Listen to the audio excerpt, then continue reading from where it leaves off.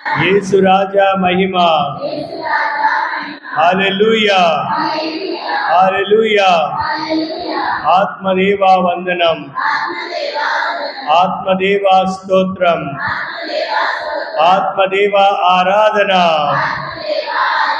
హల్లెలూయా, హల్లెలూయా. ప్రియమైనటువంటి సహోదరి సహోదరులారా, ఈరోజు మనం సామాన్య 4వ ఆదివారంలో ప్రవేశించాం. అయితే ప్రతి సంవత్సరము ఫిబ్రవరి 2వ తారీఖున మన తల్లి అనే శ్రీసభ బాలయేసు దేవాలయంలో కానుకగా అర్పింపబడేటువంటి పండుగను కొనియాడతాం. ఎందుకంటే క్రిస్మస్ పండుగ నుండి ఫిబ్రవరి 2వ తారీఖుకి 40 రోజులు. ఈ 40వ రోజు మోషే చట్ట ప్రకారము, యూదుల ఆచార ప్రకారము పుట్టినటువంటి తొలిసూరి మగబిడ్డను దేవాలయానికి అర్పించాలనేటువంటి ఆచారం.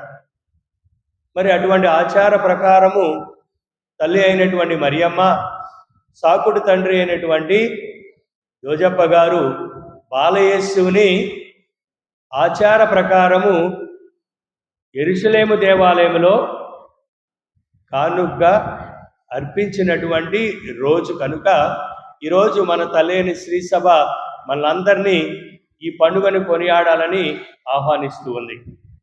క్రీస్తు ప్రభు బాలయేసుని దేవాలయంలో కానుకగా అర్పించడం. ఈ పండుగ రోజు మనం ముఖ్యంగా 4 ముఖ్యమైనటువంటి విషయాలను గురించి ధ్యానించుకుందాం. మొట్టమొదటిది బాలయేసు దేవాలయంలో సమర్పించడం.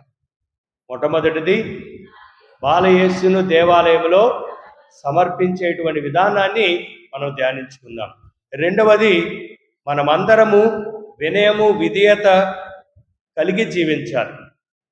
ఈ పండుగ ద్వారా మనం నేర్చుకోవలసినటువంటిది వినయము విధేయత అనేటువంటి ఈ సుగుణాలలో మనము మన జీవితంలో ఉన్నాయా లేదని తెలుసుకుని దాని గురించి మనం ధ్యానించుకుందాం.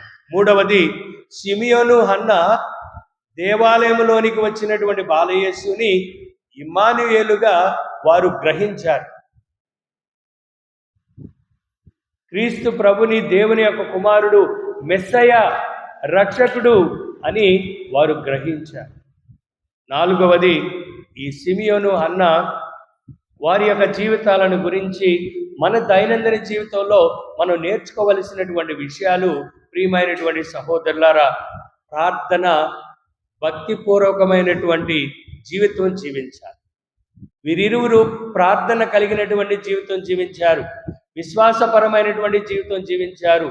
అటువంటి జీవిత విధానాన్ని మన జీవితంలో కూడా అన్వయించుకోవాలని ఈరోజు మన తల్లి అనే శ్రీసభ ఈ పండుగ ద్వారా మనకు తెలియపరుస్తూ ఉంది. అయితే మొట్టమొదటిది మనం ధ్యానించవలసినటువంటి విషయము బాలయేసుని దేవాలయంలో సమర్పించడం. ప్రియమైనటువంటి సహోదరి సహోదరులారా, క్రీస్తు ప్రభు ఎవరు? క్రీస్తు ప్రభు ఎవరు? క్రీస్తు ప్రభు ఎవరు? లోకరక్షకుడు, దేవుని యొక్క కుమారుడు. మరి ఈ లోకరక్షకుడు, దేవుని యొక్క కుమారుడు, సాక్షాత్తు దేవుడే పరలోకము నుండి ఒక మానవుడిగా జన్మించినటువంటి క్రీస్తు ప్రభువు మరి ఈ మోషే చట్ట ప్రకారాన్ని ఎందుకని ఆచరించాలి? ఆయన పరిశుద్ధుడు కదా, ఆయన పవిత్రుడు కదా. మరి ఈ ఆచారం ఎవరికి చెందుతుంది? మోషే యూదయ ఆచార ప్రకారము తొలిసీరు పుట్టినటువంటి బిడ్డ, జన్మనిచ్చినటువంటి తల్లి అశుద్ధురాలు. మోషే చట్ట ప్రకారము వారు దేవాలయానికి పుట్టిన తర్వాత వాళ్ళు వెళ్ళటానికి అర్హత లేదు. ఎందుకంటే వాళ్ళు ఆచారం అశుద్ధులు, పవిత్రులు గారు. 40వ రోజు మాత్రమే వారు ఈ యొక్క పవిత్రమైనటువంటి స్థలాలకి, పవిత్రమైనటువంటి వస్తువులను పట్టుకోవటానికి తాగటానికి వాళ్ళకి అధికారం ఉంది. మరి అయితే ప్రియమైనటువంటి సహోదరులారా, క్రీస్తు ప్రభు పవిత్రుడు, దేవుని యొక్క కుమారుడు అయినటువంటి ప్రభువుని ఎందుకని ఈ ఆచారము వారి యొక్క జీవితంలో వారు ఎందుకని దానిని అన్వయించుకున్నారంటే అది దేవుని యొక్క చిత్తాన్ని నెరవేర్చడానికి. వినయ విధేయతలు కలిగారు తల్లిదండ్రులు. వారికి తెలుసు, జోజప్ప గారికి సాకుడు తండ్రి అయినటువంటి జోజప్పకిను, అదేవిధంగా మరియ తల్లికి తెలుసు క్రీస్తు ప్రభు సాక్షాత్ దేవుని యొక్క కుమారుడని, ఆయన దేవుడే అని తెలుసు. అయినప్పటికీ చూడండి, వారు దేవునికి అర్పించడంలో ఉన్నటువంటి ఆ ఘనతను మన అందరికీ ఒక విషయాన్ని తెలియపరుస్తూ ఉన్నారు. మనం ఎటువంటి స్థానంలో ఏ స్థానంలో ఉన్నా, ఏ పరిస్థితిలో ఉన్నా, ఎంత గొప్పవాళ్ళమైనా, ఎంత ఆస్తిపాస్తులు సంపాదించుకున్నా, మన జీవితంలో మనకి కావలసింది మనల్ని మనము దేవునికి సమర్పించాలి. అది ముఖ్యమైనటువంటి విషయం. మొట్టమొదటిగా తల్లిదండ్రులైనటువంటి మనల్ని మనము ముందుగా దేవునికి సమర్పించాలి. మన యొక్క ఆస్తిపాస్తులు, మన యొక్క దేవుడిచ్చినటువంటి అనుగ్రహాలు, దేవుని యొక్క అనేకమైనటువంటి జీవితాన్ని ముందుగా దేవునికి సమర్పించాలి. ఈ పండుగ రోజు మనల్ని మనం పరీక్షించుకుందాం.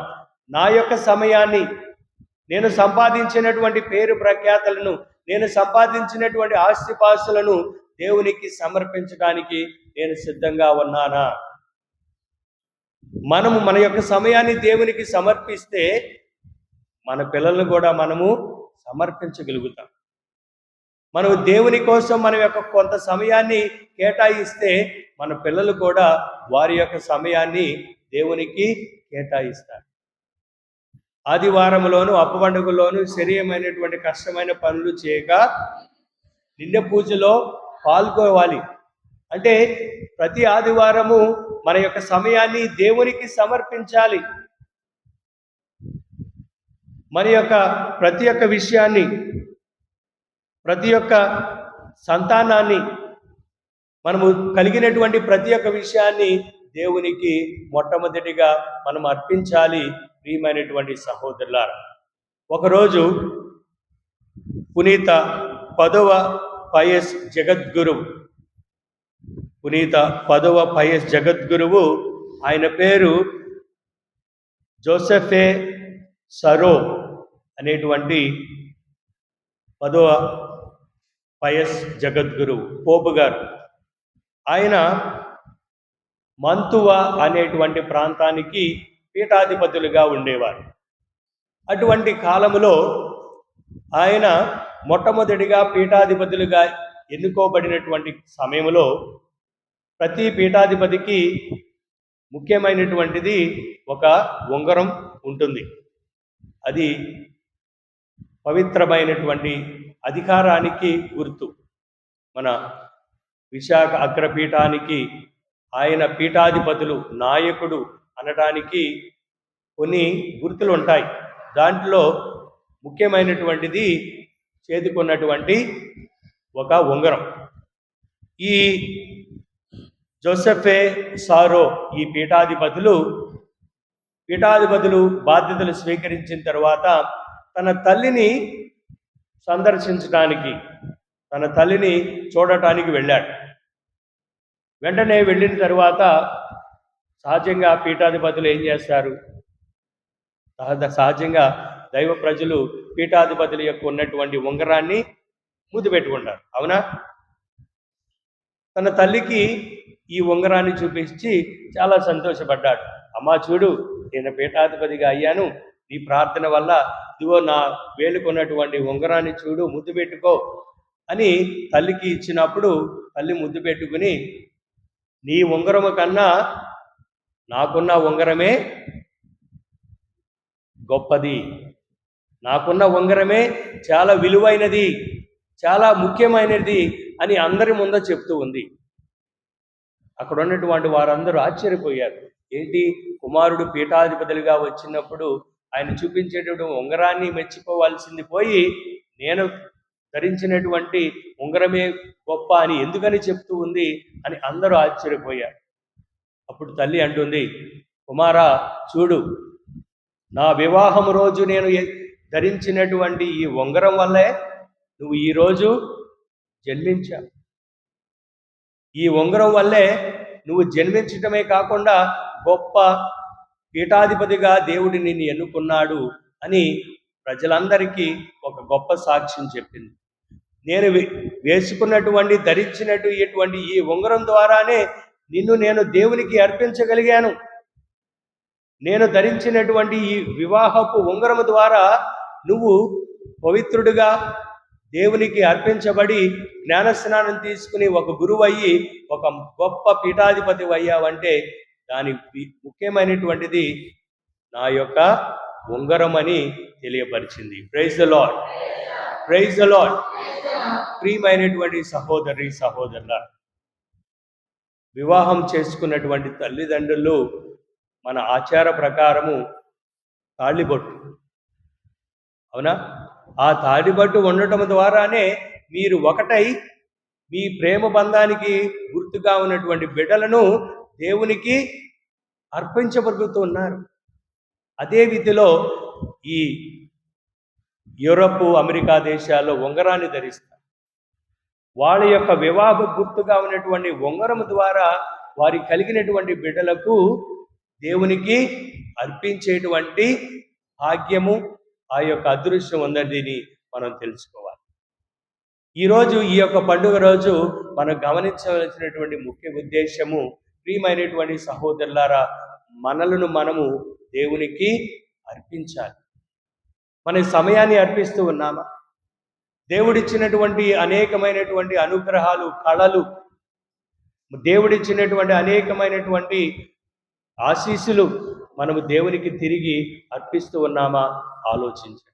చూడండి, మరియ తల్లి, యేసేపు జోజప్ప గారు మరియ తల్లి దేవుని యొక్క కుమారుడని తెలిసినప్పటికీ క్రీస్తు ప్రభుని మళ్ళీ తిరిగి దేవునికే అర్పించినటువంటి ఈ యొక్క పండుగను మనం ధ్యానించాలి.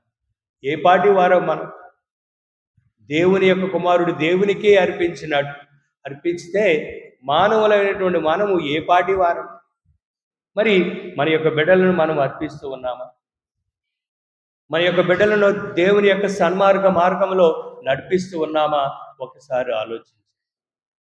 దేవుని యొక్క కుమారుడైనప్పటికీ క్రీస్తు ప్రభు తల్లిదండ్రులను విధేయత కలిగి జీవించాడు. చూడండి, లూకాసు సువార్త 2వ అధ్యాయము 52వ వచనంలో దేవుని వాక్యం చెప్తూ ఉంది, యేసు జ్ఞానమందును ప్రాయమందును వర్ధిల్లుచు దేవుని అనుగ్రహమును ప్రజల ఆదరాభిమానములను పొందుచుండెను. చూడండి, దేవుని యొక్క చిత్తానుగుణంగా జీవించినటువంటి తల్లిదండ్రులు, దేవుని యొక్క భయభక్తులు కలిగి జీవించినటువంటి తల్లిదండ్రులు, వారి యొక్క బిడ్డలు ఏ విధంగా ఉంటారంటే చూడండి, క్రీస్తు ప్రభు జ్ఞానమందును ప్రాయమందును వర్ధిల్లుచు దేవుని అనుగ్రహమును ప్రజల ఆదరాభిమానములు పొందుచున్నాను. ఇది చాలా ముఖ్యమైనటువంటి విషయం. మనం దేవుని యొక్క దీవెనలు మాత్రమే కాదు, ప్రజల ఆదర అభిమానాలు చొరగొనాలి. ప్రజల ఆదరాభిమానాలు మాత్రమే సరిపోదు, దేవుని యొక్క దీవెనలు పొందాలి మన బిడ్డలు. మరి అటువంటి పరిస్థితిలో మన బిడ్డలను మనము నడుపుతున్నామా, పెంచుతూ ఉన్నామా? బాధ్యతమైనటువంటి బాధ్యతను ఎరిగి మన బాధ్యతను నిర్వర్తిస్తున్నామా? ఒకసారి ఆలోచించండి ప్రియమైనటువంటి సహోదరుల. రెండవది, పునీత పౌలుడు గలతీలకు రాసిన లేఖ 19వ అధ్యాయము 12వ వచనములో, పునీత పౌలుడు రోమీలకు రాసిన లేఖ 6వ అధ్యాయము 13వ వచనం. పునీత పౌలుడు రోమీలకు రాసిన 6వ అధ్యాయము 13వ వచనం. ఒకసారి, దౌత్యమునకు సాధనముగా మీ శరీరమందు ఏ అవయములను పాపమునకు అర్పింపకుడు. చూడండి, ఆగండి. మనం ఏ విషయంలోనైనా సరే మన జీవితంలో ఉన్నటువంటి అవయవాలు అవయవాలైనా సరే దేవుని వాక్కు చెప్తూ ఉంది, పాపమునకు అర్పించరాదు.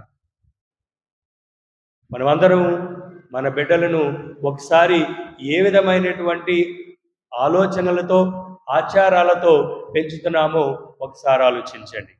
అదేవిధంగా అంతేకాక మృత్యువు నుండి జీవమునకు కొని రాబడిన వారకు మిమ్ము మీరు దేవునికి అర్పించుకొనుడు.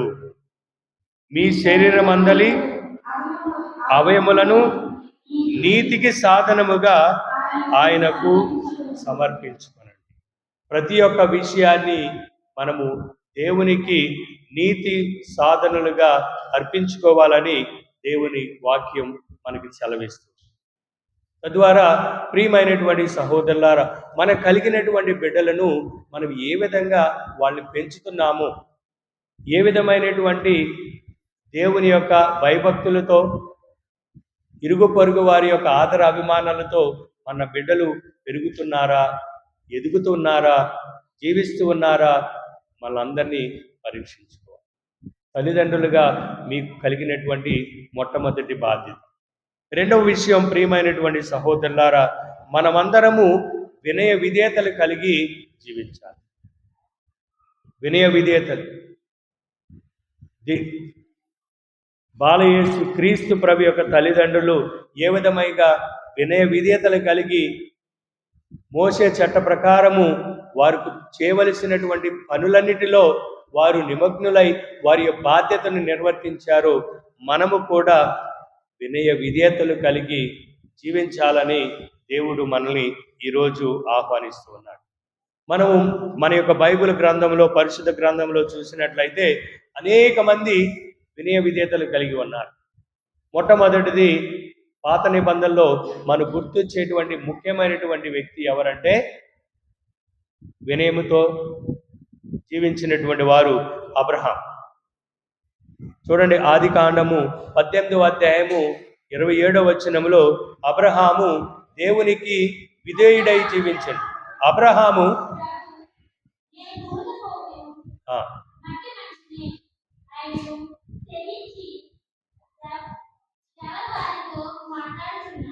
చూడండి, అబ్రహాము దేవుడు అనేక రకాలుగా అనేక విధాలుగా అబ్రహామును దీవించాడు.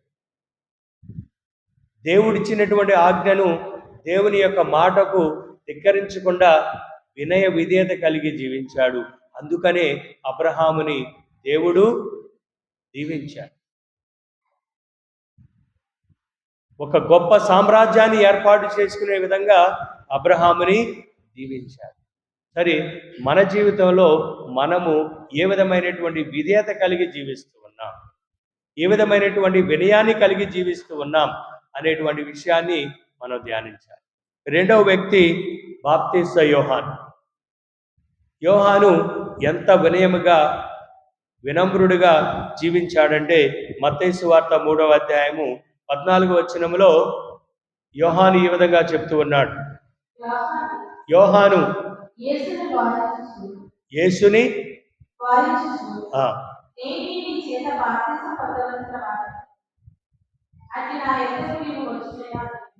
చూడండి, ఎంత వినయం కలిగి ఉన్నాడు. క్రీస్తు ప్రభు జ్ఞాన స్నానాన్ని పొందటానికి వచ్చినప్పుడు ఆ యోర్దాను నదిలో యోహాను ఏ విధమైనటువంటి వినయాన్ని కలిగి ఉన్నాడు. ప్రభువా, నువ్వు నా సన్నిధానానికి వచ్చుటయా, నువ్వు నా చేత నువ్వు ఈ జ్ఞాన స్నానం తీసుకోవటయా, అది కాదు, నేనే నీ దాసుడను, నీ చేత నేను ఈ జ్ఞాన స్నానం పొందాలి అని ఎంత వినయముగా ప్రభుకి తనను తాను అర్పించుకున్నాడో అటువంటి వినయాన్ని మన జీవితంలో అన్వయించుకోవాలి. ప్రియమైనటువంటి సహోదరులారా, అటువంటి వినయము మన జీవితంలో ఉందా? మన కుటుంబంలో ముఖ్యమైనటువంటిది వినయం కలిగి జీవించాలి. ప్రతి ఒక్కరు, భర్త భార్య భార్య, భర్త, పిల్లలు, తోబట్టువులు ప్రతి ఒక్కరూ ఈ యొక్క సుగుణాన్ని కలిగి ఉండాలి. వినయము, వినేయత. ఈ రోజుల్లో ఎవరికి ఇటువంటి లక్షణాలు లేవు. తల్లిదండ్రులకు బిడ్డలు ఎటువంటి వినయాన్ని చూపిస్తున్నారంటే అది లేదు. కలిగి ఉన్నారా? లేదు. కానీ ఈరోజు మనము ఈ యొక్క పండుగ ద్వారా ఈ యొక్క విషయాలను క్షుణ్ణంగా మనం నేర్చుకోవాలి. మన జీవితంలో వాటిని మనము ఆచరించాలి అన్నదే దేవుడు మనల్ని కోరుతూ ఉన్నాడు. అదేవిధంగా ఈరోజు సిమియోను అన్న ప్రభువుని దేవాలయంలో మెస్సయగా వారు గ్రహించారు. మనము దేవాలయానికి వచ్చినప్పుడు మనం దేని ఉద్దేశంతో వస్తూ ఉన్నామో ఒకసారి ఆలోచించాలి. మనం దేవాలయానికి వచ్చినప్పుడు ఎటువంటి ఆలోచనలతో మనం ఉన్నాం. అందుకనే నేను మొట్టమొదటి నుండి చెప్తూ ఉన్నాను, మనం దేవాలయానికి వచ్చినప్పుడు మనం దేవుని స్తుతించడానికి వచ్చాం, దేవుని యొక్క వాక్యాన్ని ధ్యానించడానికి వచ్చాం, దేవుని పాటల ద్వారా మనకిచ్చినటువంటి అనేకమైనటువంటి శక్తుల ద్వారా దేవునికి కృతజ్ఞత కలిగి జీవిస్తూ ఉన్నాం, దేవుని స్తుతించడానికి వస్తూ ఉన్నామని చెప్తూ ఉన్నాం. మరి మన దేవాలయానికి వచ్చినప్పుడు క్రీస్తు ప్రభు నిజమైనటువంటి దేవుడు అని, లోకరక్షకుడని మనము గ్రహిస్తూ ఉన్నామా? ఇదిగో ఈ అపద్రాక్ష రసాలు క్రీస్తు ప్రభు శరీర రక్తాలుగా మారుతూ ఉన్నాయి, సాక్షాత్తు దేవుని యొక్క శరీర రక్తాలు అని మనము గ్రహిస్తూ ఉన్నామా? మరి ఆ విధంగా మనం గ్రహించినట్లయితే మనలో ఇంకా ఎక్కువగా ఆ పవిత్రత, మనలో ఎక్కువగా దేవుని పట్ల భయము, విశ్వాసము, నమ్మకము, ప్రేమ అనేవి ఇంకా ఇంకా పెరుగుతాయి. నూరంతలుగా, అరుదంతలుగా మన జీవితంలో ఫలిస్తాయి. ప్రియమైనటువంటి సహోదరులారా, మరి ఆ విధమైనటువంటి వ్యక్తులుగా ఉండి ఈ దేవాలయంలో ఉన్నంత మాత్రమే కాకుండా బయటికి వెళ్ళిన తర్వాత కూడా ఆ విధంగా ఉండాలి. అది ముఖ్యమైనటువంటిది. ఏదో దేవాలయంలోకి వచ్చి దేవుని స్తుతించి ఆరాధించి దేవుని యొక్క వాక్యాన్ని మనము ధ్యానించి దేవుని యొక్క వాక్యంలో మనం శక్తిని కలిగి మన జీవితంలో కూడా ఆ విధంగా జీవించాలన్నదే దేవుడు మన నుండి కోరేది. ప్రియమైనటువంటి సహోదరులారా, ఈరోజు ముఖ్యంగా మనం నేర్చుకోవలసినటువంటి ముఖ్యమైనటువంటి విషయాలు సీమోను అన్నా నుండి మన జీవితంలో మనం నేర్చుకోవలసినటువంటిది. మొట్టమొదటిగా సీమోను నుండి మనం నేర్చుకోవలసినటువంటి మొట్టమొదటిది, ఆయన నీతిమంతుడు, భయభక్తుడు. లూకాసు వార్త 2వ అధ్యాయము 25వ వచనంలో మనం ఈరోజు విన్నటువంటి సుశేష పట్టణంలో మనం వింటూ ఉన్నాం.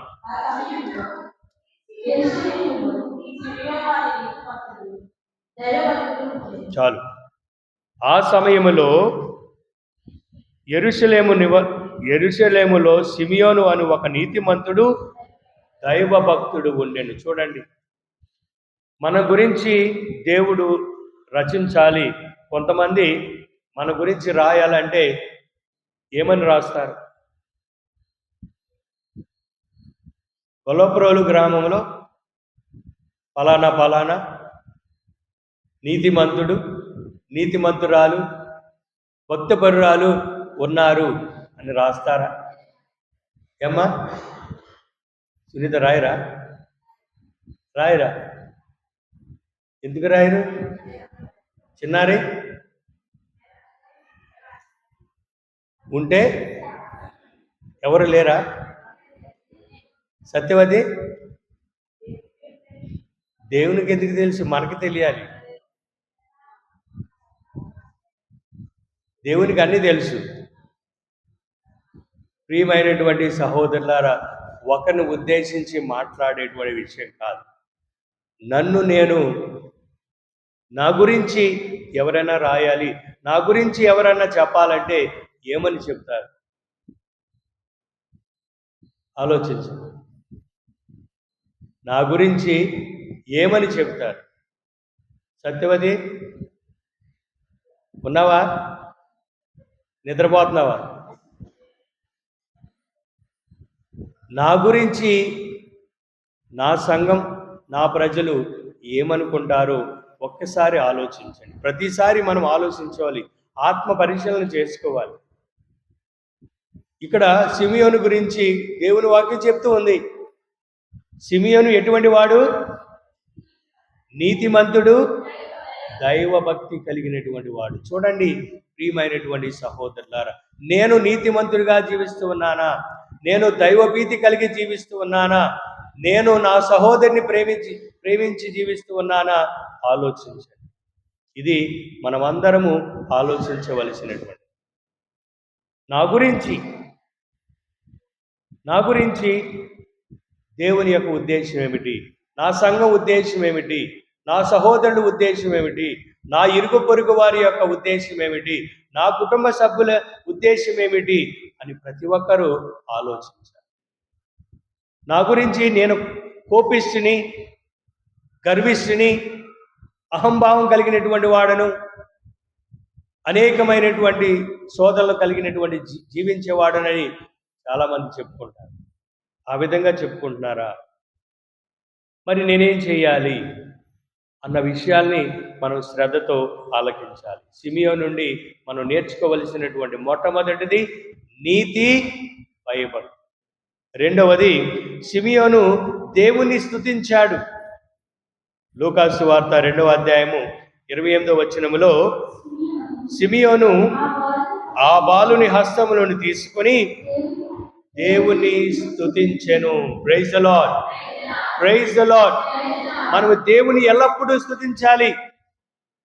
కష్టములో స్తుతించాలి, బాధలో స్తుతించాలి, అనారోగ్యంలో స్తుతించాలి, సంతోషంలో స్తుతించాలి. దేవుడు చూపించినటువంటి అనేకమైనటువంటి దీవెనలో మనము దేవుణ్ణి స్తుతించాలి. మనం అన్ని వేళలా స్తుతిస్తూ ఉన్నామా? దేవునికి మహిమ తెలుస్తూ ఉన్నామా? ఒకసారి ఆలోచించండి ప్రియమైనటువంటి సహోదరులారా. సిమియోను దేవుణ్ణి స్తుతించాడు. మూడవది, సిమియోను విశ్వాసవంతుడు. దేవుని వర్గాలను, దేవుని యొక్క ప్రణాళికను నమ్మినటువంటి వాడు, దేవుని విశ్వసించినటువంటి వాడు, దేవుని నమ్మినటువంటి వాడు. తెలుసు దేవుని కుమారుడు ఈ దేవాలయానికి రాబోతూ ఉన్నాడు అని విశ్వాసంతో నమ్మి ఇన్ని సంవత్సరాలు ఎదురు చూసినటువంటి వ్యక్తి ఈ సిమియోను. తద్వారా మనలో కూడా నమ్మకము, విశ్వాసము మనము జీవితంలో ఉండాలి. సిమియోను గట్టి నమ్మకము కలిగినటువంటి వ్యక్తి అని మనం తెలుసుకోవాలి. అదేవిధంగా కొన్ని హన్న విషయంలో కూడా ఆమె దైవ సేవకురాలు. 84 సంవత్సరాలు విధవరాలుగా దేవాలయంలో సేవలు చేసిందని దేవుని వాక్యం. సేవలు చేసింది ఎన్ని సంవత్సరాలు? 84 సంవత్సరాలు దేవుని యొక్క సేవలో, దేవాలయంలో సేవ చేసింది. వారానికి ఒకసారి మన దేవాలయాన్ని శుభ్రపరచాలి. పండుగ దినాల్లో కొన్నిసార్లు నేను పూజ తొలవాలి, అది తొడవాలని నేను అందరినీ ఆహ్వానిస్తా. ఎవరన్నా వస్తారా? ఇది నా పని కాదు, ఇది నా పని కాదు, ఆ నలుగురి పనే. ఆ నలుగురే దేవాలయాన్ని శుభ్రం చేయడానికి, ఈ ప్రాంగణంలో పని చేయడానికి, ఏ పండుగ వచ్చినా వంటలు చేయాలన్నా, కూరగాయలు కట్ చేయాలన్నా, ఏ పని చేయాలన్నా ఎంతమంది? ఆ నలుగురే. చూడండి, ఈ విధవరాలైనటువంటి అన్న దేవుని యొక్క సన్నిధిలో సంవత్సరాల పాటు సేవలు చేసింది. చూడండి, ఆమెలో ఉన్నటువంటి ఆ యొక్క సంతోషం, ఆతృత, దేవునికి సేవ చేయాలి అనేటువంటి ఆమె యొక్క పట్టుదల మన జీవితంలో మనము అన్వయించుకోవాలి. చూడండి ప్రియమైనటువంటి సహోదరులారా, నువ్వు దేవునికి ఎంత సమయాన్ని నువ్వు హెచ్చిస్తావో దేవుడు నిన్ను, నీ బిడ్డలను అంతగా దీవిస్తాడు. Praise the Lord, praise the Lord. ఏ సత్యబాబేడి నా పాటలు పాడుతున్నా. మొన్న వారి ఇంటికి నేను భోజనానికి వెళ్ళినప్పుడు చాలా అనేకమైనటువంటి విషయాలు నాకు చెప్పారు. అనారోగ్యంతో బాధపడిన విషయాలు, ఆర్థిక పరమైనటువంటి విషయాలు, ఇంకా ఎన్నెన్నో విషయాలు నాతో పంచుకున్నారు. చివరికి వారు చెప్పింది ఏమిటంటే, మేము దేవుణ్ణి నమ్మాం. ఈరోజు మేము ఇలా ఉన్నామంటే, నా బిడ్డ చదువుతున్నాడు, జాబ్ చేసుకుంటున్నాడు, మా బిడ్డలు మేము చదివిస్తున్నామంటే అది యొక్క దేవుని యొక్క కృప, అది దేవుని యొక్క దయ. వాళ్ళు దేవునికి సమయాన్ని ఇస్తూ ఉన్నారు, దేవుడు వారిని దీవిస్తున్నాడు. ఇలాంటి వారు మన సంఘంలో చాలామంది ఉన్నారు. వాళ్ళు ఇచ్చినటువంటి సమయాన్ని బట్టి, వాళ్ళు దేవునికి చూపించినటువంటి ఆ యొక్క విశ్వాసాన్ని బట్టి వారి కుటుంబాలు దీవించబడుతున్నాయి, వారి బిడ్డలు దీవించబడుతున్నారు. అదేవిధంగా మనలో కూడా మన బిడ్డలు దీవించబడాలి, మనల్ని దేవుడు మనల్ని ఇంకా ఎక్కువగా ఆశీర్వదించాలి, అనేకమైనటువంటి పేరు ప్రఖ్యాతలు మన జీవితంలోనికి రావాలి అంటే మనం దేవునికి సమయాన్ని హెచ్చించాలి. ప్రియమైనటువంటి సహోదరులారా, మరి దేవునికి సమయాన్ని ఇవ్వటానికి మనం అందరం సిద్ధంగా ఉన్నామా? మీరు దేవుని సమక్షంలో చెప్తూ ఉన్నారు. సమయం గడపడం అంటే దేవుని కార్యక్రమాల్లో చురుగ్గా పాల్గొవాలి. ఏ విషయంలోనైనా సరే, పాటల విషయంలో కానీ, దేవుని యొక్క వాక్యాన్ని చదవటంలో కానీ, దేవుని యొక్క ప్రాంగణాన్ని శుభ్రం చేయటం కానీ, ఇంక ఏ విధమైనటువంటి పనుల్లో చురుగ్గా మనం పాల్గొ. అదే దేవుని యొక్క కృప, దేవుని యొక్క ఆశీస్సులు మనం పొందుతాం. మరి అటువంటి అనుగ్రహాలు ప్రభు మనకు దయచేయాలని ఈ దివ్య బలి పూజలో ప్రార్థన చేద్దాం. పితా, పుత్ర, పవిత్ర ఆత్మ నామమున. పరలోకమును సృష్టించిన సర్వశక్తి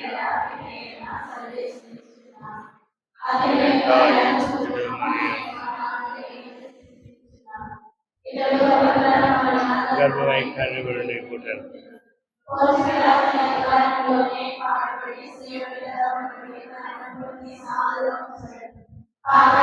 దిగినాడు, చనిపోయిన వారిని లేచెను.